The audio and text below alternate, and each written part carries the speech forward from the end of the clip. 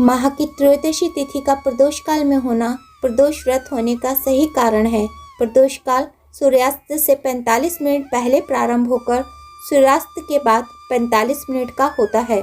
प्रदोष का दिन जब साप्ताहिक दिवस सोमवार को होता है तो उसे सोम प्रदोष कहते हैं। मंगलवार को होने पर प्रदोष को भौम प्रदोष कहते हैं तथा शनिवार के दिन प्रदोष को शनि प्रदोष कहा जाता है। इस बार प्रदोष तिथि रविवार के दिन पड़ रही है तो उसे रवि प्रदोष कहेंगे। वैसे तो त्रयोदशी तिथि ही भगवान शिव की पूजा के लिए सर्वश्रेष्ठ है, परंतु प्रदोष के समय शिव जी की पूजा करना और भी अधिक लाभदायक होता है। प्रदोष व्रत एक ही देश के दो अलग अलग शहरों के लिए अलग अलग हो सकते हैं, चूँकि प्रदोष व्रत सूर्यास्त के समय त्रयोदशी के प्रबल होने पर निर्भर करता है तथा दो शहरों का सूर्यास्त का समय अलग अलग हो सकता है। इस प्रकार उन दोनों शहरों के प्रदोष व्रत का समय भी अलग अलग हो सकता है। इसलिए कभी कभी ऐसा भी देखने को मिलता है कि प्रदोष व्रत त्रयोदशी से एक दिन पूर्व अर्थात द्वादशी तिथि के दिन ही हो जाता है। अतः प्रदोष व्रत करने से पूर्व अपने शहर का सूर्यास्त समय अवश्य जांच लें। प्रदोष व्रत चंद्र मास की शुक्ल एवं कृष्ण पक्ष की दोनों त्रयोदशियों के दिन किया जाता है। प्रदोष व्रत की पूजा की थाली में अबीर, गुलाल, चंदन, काले तिल, फूल, धतूरा, बेलपत्र, शमीपत्र, जनेऊ, कलावा, दीपक, कपूर, अगरबत्ती एवं फल के साथ पूजा करें। भगवान शिव की प्रदोष काल में पूजा किए बिना भोजन ग्रहण ना करें। व्रत के समय अन्न, नमक, मिर्च आदि का सेवन नहीं करें। प्रदोष व्रत करने के लिए मनुष्य को त्रयोदशी के दिन प्रातः सूर्य उदय से पूर्व उठना चाहिए। नित्य क्रमों से निवृत्त होकर भगवान श्री भोलेनाथ का स्मरण करें। इस व्रत में आहार नहीं लिया जाता है। पूरे दिन उपवास रखने के बाद सूर्यास्त से 1 घंटा पहले स्नान आदि कर श्वेत वस्त्र धारण किए जाते हैं। पूजा स्थल को गंगा जल या स्वच्छ जल से शुद्ध करने के बाद गाय के गोबर से लीपकर मंडप तैयार किया जाता है। अब इस मंडप में 5 रंगों का उपयोग करते हुए रंगोली बनाई जाती है। प्रदोष व्रत की आराधना करने के लिए कुशा के आसन का प्रयोग किया जाता है। इस प्रकार पूजन की तैयारियां करके उत्तर पूर्व दिशा की ओर मुख करके बैठें और भगवान शंकर का पूजन करना चाहिए। पूजन में भगवान शिव के मंत्र ओम नमः शिवाय का जाप करते हुए शिव को जल चढ़ाना चाहिए। प्रदोष व्रत को रखने से 2 गायों को दान देने के समान पुण्य फल प्राप्त होता है।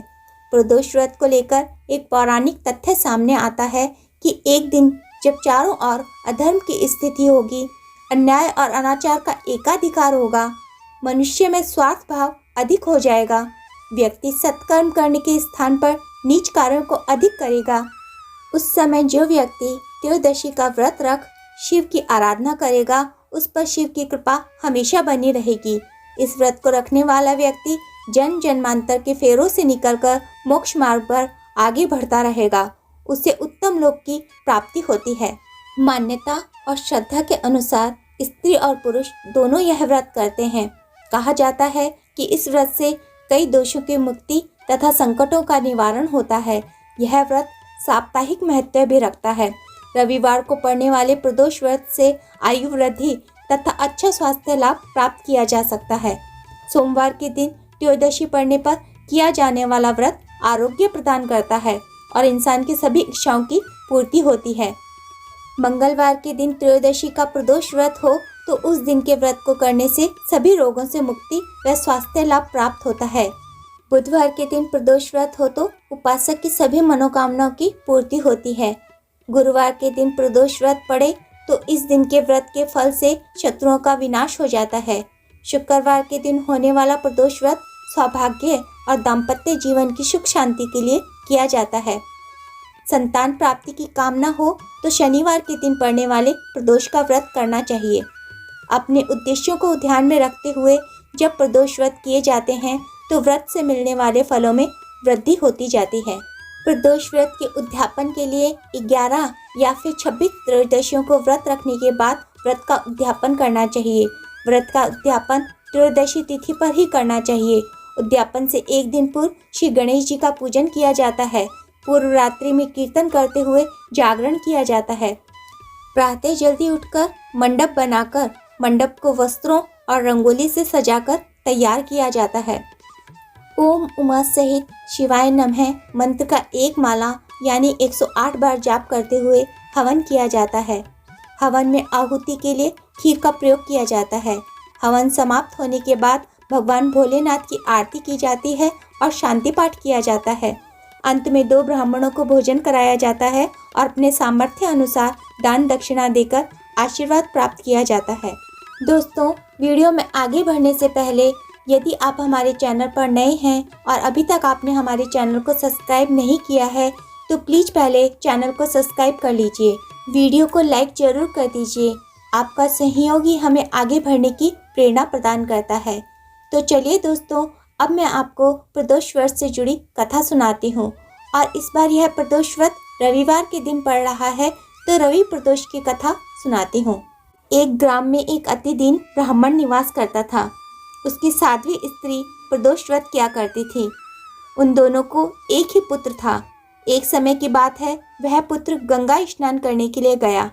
दुर्भाग्यवश मार्ग में चोरों ने उसे घेर लिया और वे कहने लगे कि हम तुम्हें मारेंगे नहीं, तुम अपने पिता के गुप्त धन के बारे में हमें बतला दो। बालक दीन भाव से कहने लगा कि बंधुओं, हम अत्यंत ही दुखी दीन हैं, हमारे पास धन कहाँ से आया। तब चोरों ने कहा कि तेरे इस पोटली में क्या बंधा है। बालक ने निसंकोच कहा कि मेरी माँ ने मेरे लिए रोटियां दी हैं। यह सुनकर चोरों ने अपने साथियों से कहा कि साथियों, यह बहुत ही दीन दुखी मनुष्य है, अतः हम और किसी को लूटेंगे। इतना कहकर चोरों ने उस बालक को जाने दिया। बालक वहां से चलते हुए एक नगर में पहुंचा। नगर के पास एक बरगद का पेड़ था। वह बालक उसी बरगद के वृक्ष की छाया में सो गया। उसी समय उस नगर के सिपाही चोरों को खोजते हुए उस बरगद के वृक्ष के पास पहुंचे और बालक को चोर समझकर बंदी बनाकर राजा के सामने ले गए। राजा ने उसे कारावास में बंद करने का आदेश दे दिया। ब्राह्मणी का लड़का जब घर नहीं लौटा तब उसे अपने पुत्र की बड़ी चिंता हुई। अगले दिन प्रदोष व्रत था। ब्राह्मणी ने प्रदोष व्रत किया और भगवान शंकर से मन ही मन अपने पुत्र की कुशलता की प्रार्थना करने लगी। भगवान शंकर ने उस ब्राह्मणी की प्रार्थना को स्वीकार कर लिया। उसी रात भगवान शंकर ने उस राजा को स्वप्न में आदेश दिया कि वह बालक चोर नहीं है, उसे प्रातःकाल ही छोड़ देना, अन्यथा तुम्हारा सारा राज्य वैभव नष्ट हो जाएगा। प्रातःकाल राजा ने शिवजी की आज्ञा अनुसार उस बालक को कारावास से मुक्त कर दिया। बालक ने अपनी सारी कहानी राजा को सुनाई।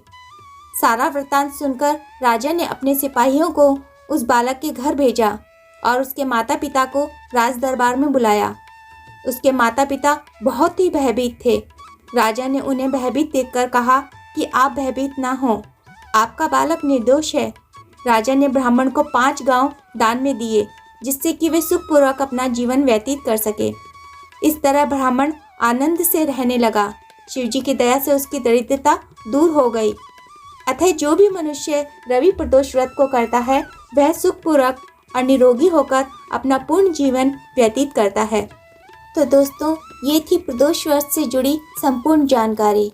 वीडियो पसंद आया हो तो वीडियो को लाइक करें, शेयर करें और इसी तरह के आध्यात्मिक वीडियोज को देखने के लिए हमारे चैनल को सब्सक्राइब करना बिल्कुल भी ना भूलें। वीडियो में अंत तक बने रहने के लिए आपका हृदय से धन्यवाद। जय श्री हरि विष्णु, जय भोलेनाथ।